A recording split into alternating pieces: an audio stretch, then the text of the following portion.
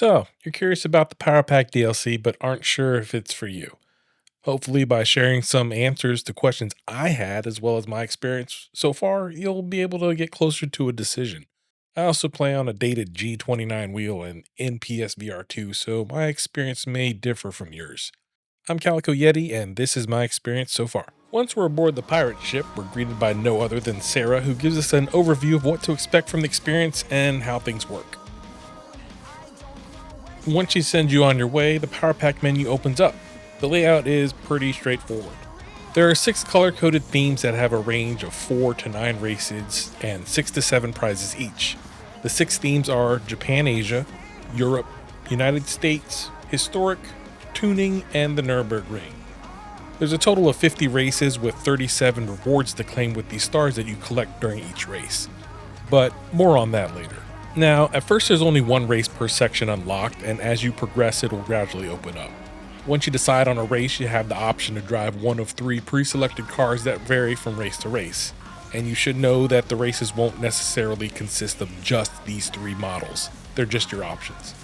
The cars to choose from vary in performance, which ultimately determines the difficulty and your payout. I compared 2 of the Porsches from the first race at the Nürburgring to stock examples and was pleasantly surprised to find that these cars are not bone stock. As you can see, the Carrera has more horsepower and a higher performance point level, and if you look close enough, the suspension has also been altered. As for the GT3, just like the Carrera, it has more horsepower, higher performance points, and altered suspension. But it also is lighter and has full aero as well. Modifications will vary from car to car and race to race. You'll also see some aftermarket wheels, non-OEM colors, full livery, and the occasional wide body too. Each race is pay to play, but it won't break the bank. The highest I've seen so far is 1,000 credits, but these are early races. It could go higher, I haven't gotten that far. It also says that it uses free credits first, and I guess they get treated a little different than the ones you earn. I don't know what they considered paid because the only thing I've ever bought are this game when it came out and this DLC just now. But it shows I have over 5 million paid credits, so who knows. Once you've paid your entrance fee, you enter the practice phase. This is where you get a chance to learn the car and track and give a good shakedown. It is time, but don't feel any pressure, you have about an hour. There are a few options in the practice home screen. You can outlap. You can fast forward time to minimize wait time to get out there and stretch your legs. You can spectate if watching's your thing. That part. There's also a settings tab, but from what I've seen so far, you can only change tires. And the races I've done, there was only one option. And the last tab is to end the practice. I think it's pretty cool that you can go in and out of the pits as you please, because while you're in the pit, you can see current standings broken down by sector time, so you can kind of get a gauge of how everyone's doing. You're also not obligated to practice at all. You can end practice at any time, even without doing a single lap, but they encourage it. Once practice is over, the next phase is qualifying, which lasts about 10 minutes or so depending on the race. Make sure you have a good strategy of leaving the pits because you don't want to get stuck behind some traffic. Once again, you can come and go from the pits as you please. But once you feel you've hit your fastest lap, you can't just end qualifying. So you can either go out there and be a menace to the rest of the field, or you can sit in the pit until time runs out. It's up to you. I do recommend at least doing the qualifying, especially if you pick one of the harder difficulties. Sophie 3.0 is better than base game AI for sure, and the field of cars are pretty closely matched. Also, depending on the race, you might not have the time needed to work your way up the entire field.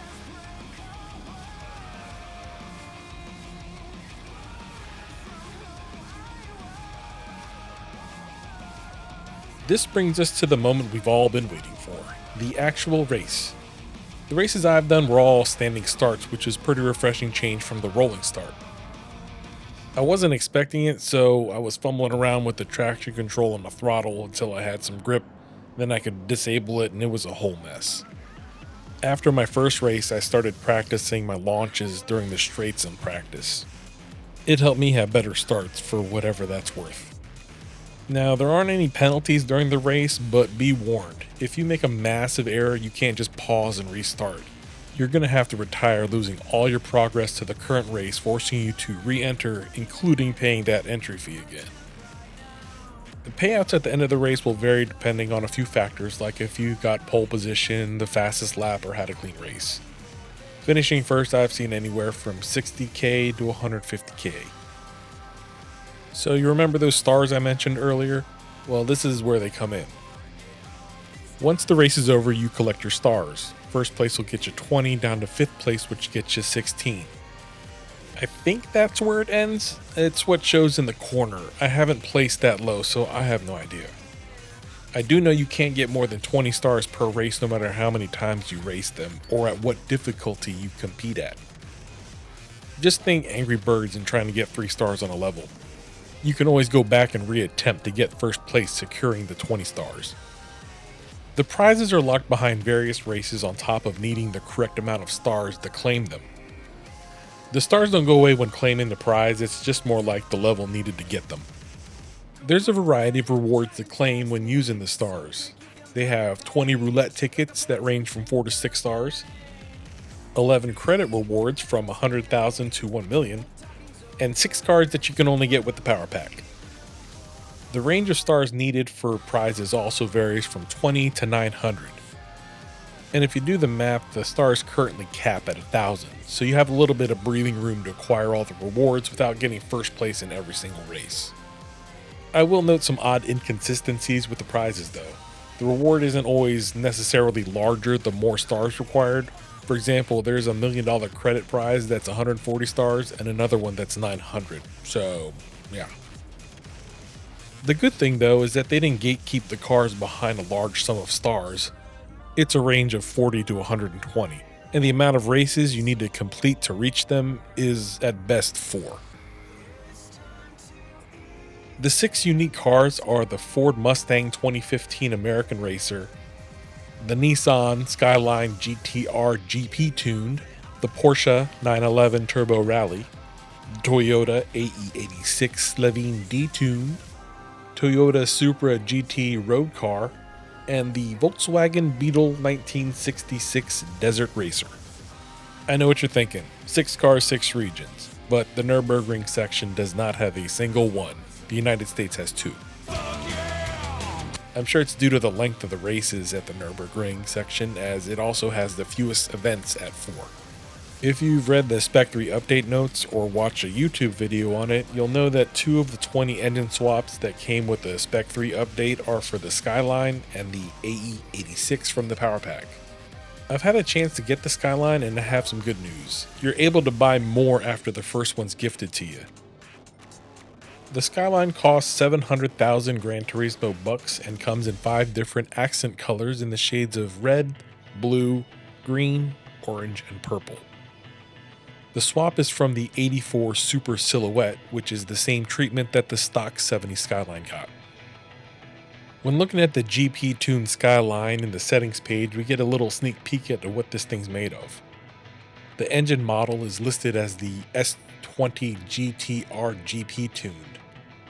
It also comes equipped with sport soft tires, fully customizable suspension, fully customizable diff, ECU, race exhaust, race brakes, and a brake controller. For funsies, I put an ECU and race exhaust on a stock 70 Skyline to see if it had the same output, and it didn't. Nothing insane, but still pretty neat. It was 72 horsepower higher with 35 pound-feet of torque more. It also had higher revs and better torque curve. You can also do minimal upgrades to it in both performance and visuals. Performance mods are very limited to just the turbo and transmission.